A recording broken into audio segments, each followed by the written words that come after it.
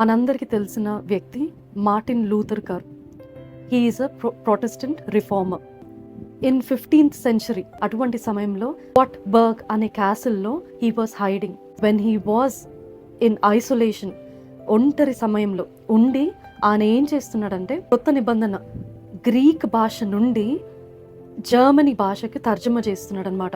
So that అందరూ సామాన్యమైన ప్రజలు కూడా బైబిల్ని చదువుకోవాలి అని, బైబిల్ తెలుసుకోవాలి అనే ఉద్దేశంతో వన్ నైట్, ఒక రాత్రి ఆయన స్టడీలో ఆయన బైబిల్ని ఈ విధంగా ట్రాన్స్లేట్ చేస్తున్నప్పుడు గ్రీక్ నుండి జర్మన్ భాషకు ఆయన he had encountered the devil.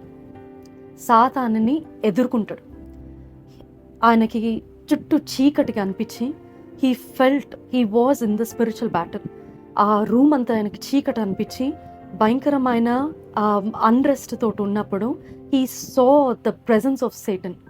సాతాను యొక్క ప్రెజెన్స్ని గుర్తించి వెంటనే ఆయన రాస్తున్న ఇంక్ వెల్, అంటే ఇంక్ ముంచుకొని ఇంక్ హోల్డర్ ఉంటుంది కదండి, పాతకాలంలో రాస్తారు, ఆ ఇంక్ వెల్ని తీసి ఇసిరేస్తాడు. ఇసిరేసినప్పుడు ఆ ఒక ఇంక్ వెళ్ళి గోడ మీద అది పడుతుంది, దాని మీద ఆ స్టెయిన్స్ ఉంటుంది. అది తర్వాత ఇట్ బికేమ్ అ టెస్టిమెంట్. ఎలా అంటే ఎస్, మార్టిన్ లూథర్ గారు he went through a spiritual battle. The devil had troubled him. ఆయనని ఎంతో ట్రబుల్ చేసి, ఎందుకంటే ఆయన చేస్తున్న ఆ ఒక దేవుని పనిని ఆపివేయడానికి, to make him not translate the Bible, to stop him from doing that. ఆ విధంగా అపవాది వచ్చి శోధిస్తున్నాడు అనమాట.